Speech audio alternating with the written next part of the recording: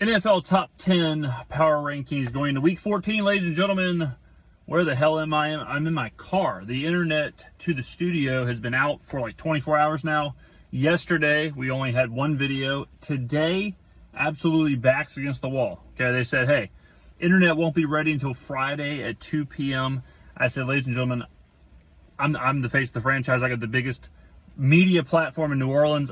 I'm on like a 9-month streak of videos, one per day at least. I can't break that streak. So I'm in my car doing this, doing it off the rip. I've got the notepad of doom with the top 10 we're going to go over. I'm going to edit it on my phone, and good God, I hope this works.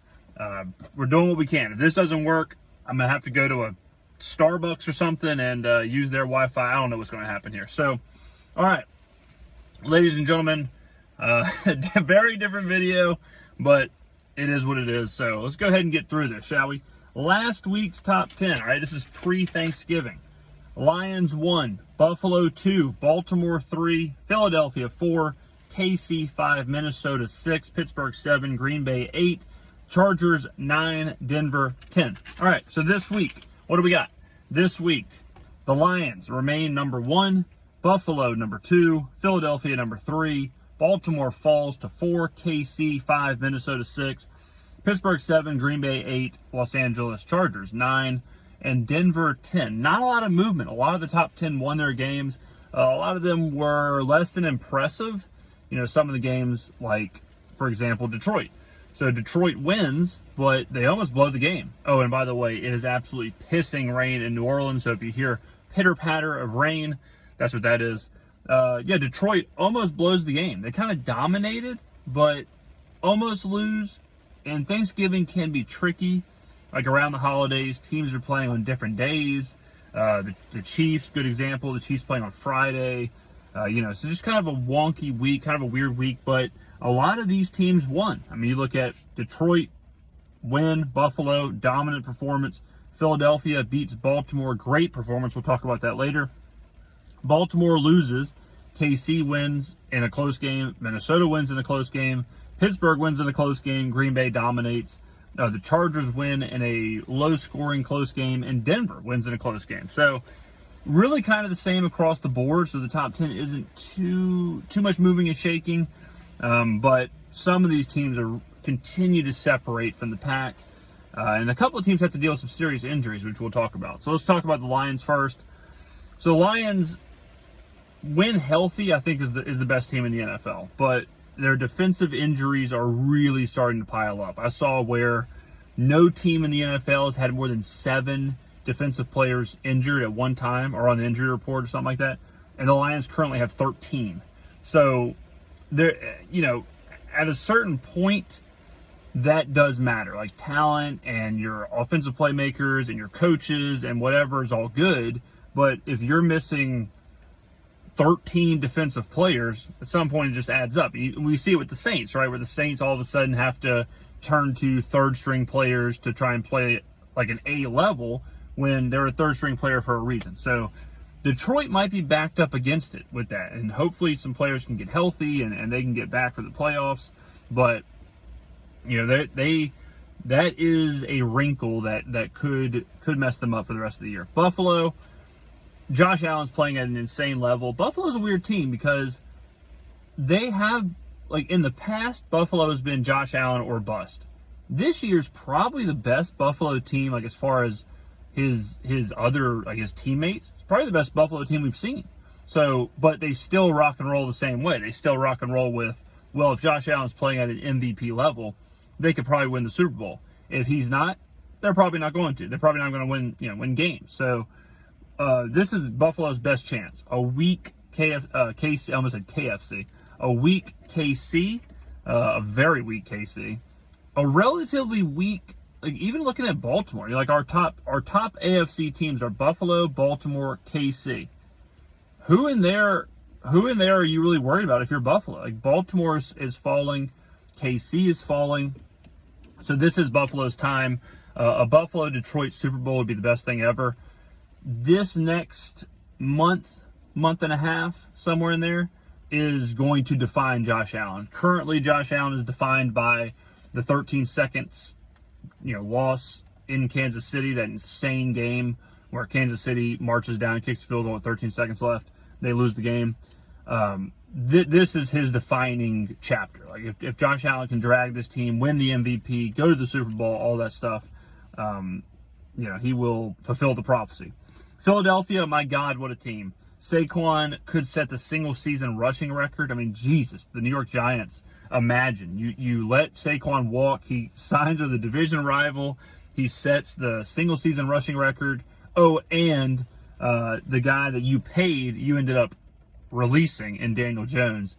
Insane what's going on with Saquon.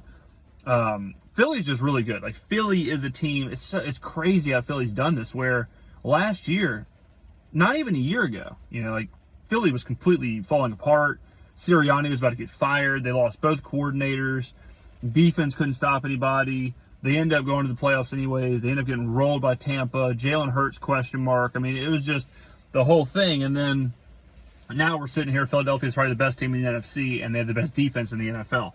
Speaking of defense, Vic Fangio, we talked about it all year long, where Fangio, you want to get Fangio early because his defense is very complex and it's very tough on the players. So you want to play Philadelphia early until Fangio's defense sets in. It is set in. Philly, on top of having, when you think about Philly, you think about Saquon, you think about Jalen Hurts, you think about the tush push, you think about A.J. Brown and Devontae Smith, but they have the best defense in the NFL. So on top of that offense, you got this defense. It's crazy. And Miami, my God, Miami told Fangio to put an egg in his shoe and beat it because he was too tough. And all of a sudden, Miami is soft. Miami was missing tackles against Green Bay. They missed 20-something tackles, and players are coming out saying that the team is soft. So turns out it might have been a Miami problem and not a Fangio problem. Also, a lot of people in New Orleans are talking about Zach Bond. Zach Bond is the highest rated linebacker in the NFL right now for Philadelphia. Well, that's Vic Fangio. You go get into a system like that with a guy, and he's reaping the reward. So Philadelphia right now, if I was reseeding all of this, they probably would be my number one team, certainly in the NFC because of Detroit's injuries. But Baltimore's slowing down, real sneaky, because if you look at Baltimore a couple weeks ago, they were the best team in the AFC, right? They were unstoppable. How can you stop Derrick Henry? How can you stop Lamar Jackson? This and that. Look around, ladies and gentlemen. They're 8-5. They have the same record as the Texans. They have the same record as the Broncos. So for a team that not too long ago was the team to beat, all of a sudden now they're kind of slightly above average. So Baltimore's got to figure it out for sure. KC, talk about Fugazi. I was a year off on this. Last year I kept saying that KC was down and KC wasn't as good as people think. Then they win the Super Bowl. This year, they are certainly Fugazi. Their point differential, they have a plus 54 point differential.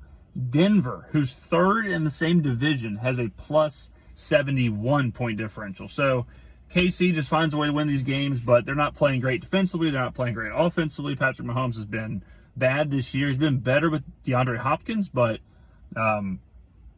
it's not there. Minnesota, great record, winning close games.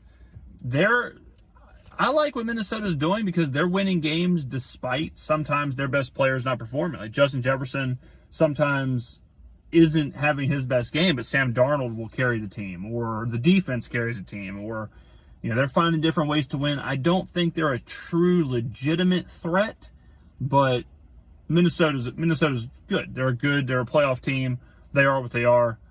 I don't think they're anywhere near Philadelphia. I don't think they're anywhere near Detroit, but they're a decent team. They're probably not what their record says, but at a certain point at the end of the year, you are what your record is, right? If you're a 2-loss team, people can doubt you all they want. You're a 2-loss team in the playoffs. So I think that's where Minnesota's headed.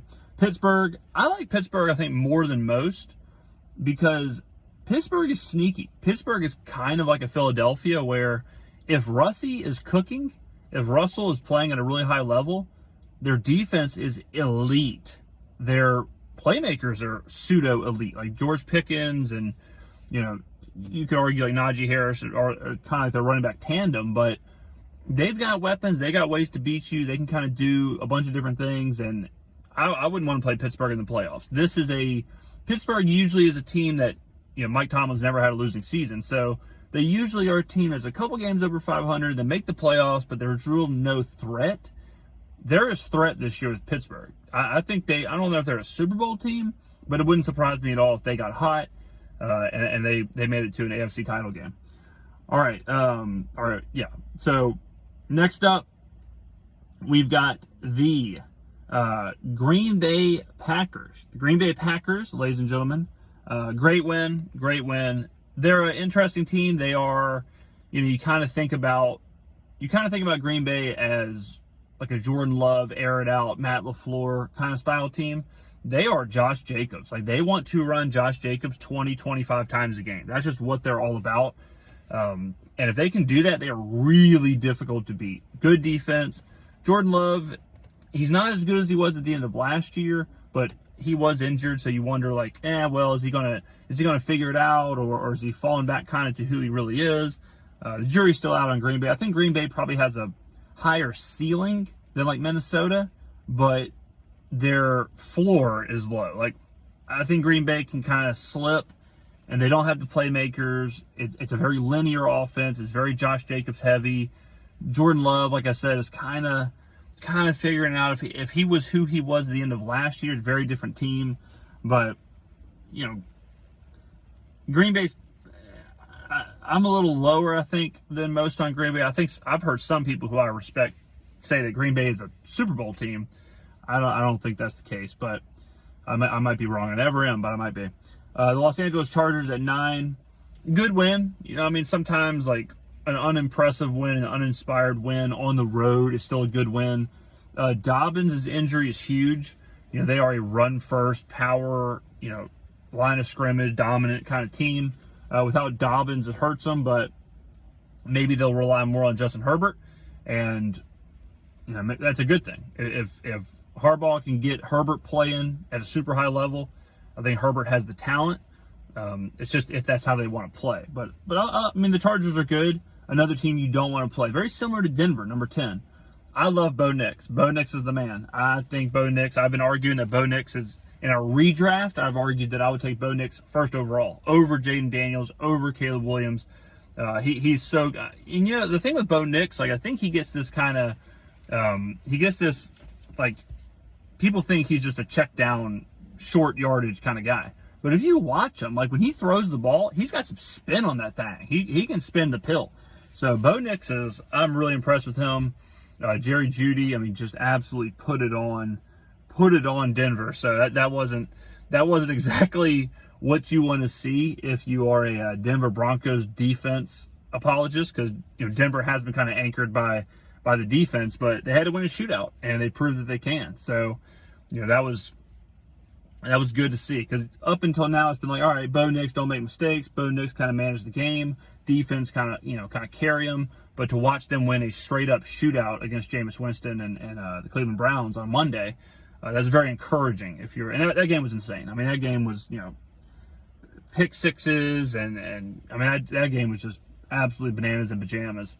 But I think Denver's good. I think Sean Payton's turned some things around. They have what every team wants. They have the quarterback. And Bo Nix might be a Mac Jones, where his first year, rookie of the year, comes on late, rookie of the year, whatever, and then he kind of falls off. But you got to be careful when you're anointing your franchise quarterback. We've seen it where quarterbacks can have a really good rookie year or a really good back half to a rookie year, and then they assume, like, all right, the franchise guy is here for the next 10 years. Doesn't play out that way. We've seen it a lot. So I'm a little hesitant to say Denver's got their guy, but right now you got to feel damn good about Bo Nix. And out of the rookie class, right now, I think he's played the best. I think he's had the best season. I know Jaden Daniels has had his moments, but just watching all of them, if I had 2 minutes to win the game, I might be going with Bo Nix. So, and a lot of that, obviously, kudos to Sean Payton. But Denver's good. The AFC West, very surprising. The Raiders suck, but the Broncos, Chargers, way better than I thought. But again, it shows you what good coaches. You got Sean Payton and Jim Harbaugh. They can turn some stuff around. So, all right, that is my top 10 power ranking going into week 14. Hopefully this video is seen. Hopefully this video actually makes it to YouTube so we can continue our streak. Right here from the Honda Accord. Ladies and gentlemen, if you're not driving a Honda Accord, what the hell are you even doing? Best car in the world. Unreal. So hopefully we'll be back to our normal videos on Friday.